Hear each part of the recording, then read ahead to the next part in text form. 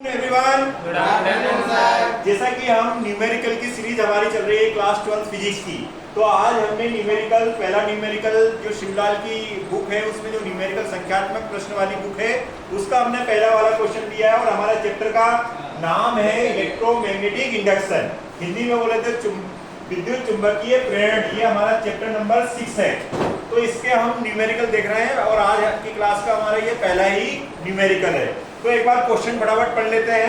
एक आयताकार लूप माप उसकी दी है 4 सेंटीमीटर चौड़ाई है, लंबाई है और 5 सेंटीमीटर उसकी चौड़ाई है। एक समान ऊर्ध्वाधर चुंबकीय क्षेत्र में आपको क्षैतिज और ऊर्ध्वाधर दिया है और चुंबकीय क्षेत्र दिया हुआ बेटा। प्रत्येक दशा में लूप से संबंध चुंबकीय फ्लक्स कितना होगा ये आपको बताना है।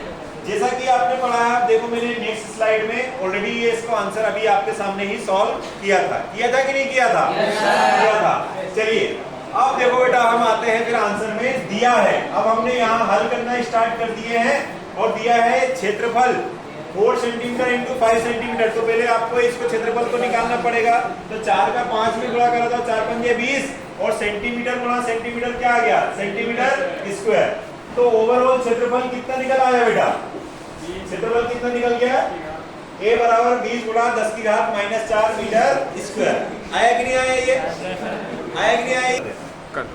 हाँ बेटा, तो और चुंबकीय क्षेत्र आपको दिया हुआ है। चुंबकीय क्षेत्र इतना वेबर अपॉन मीटर स्क्वायर दिया है।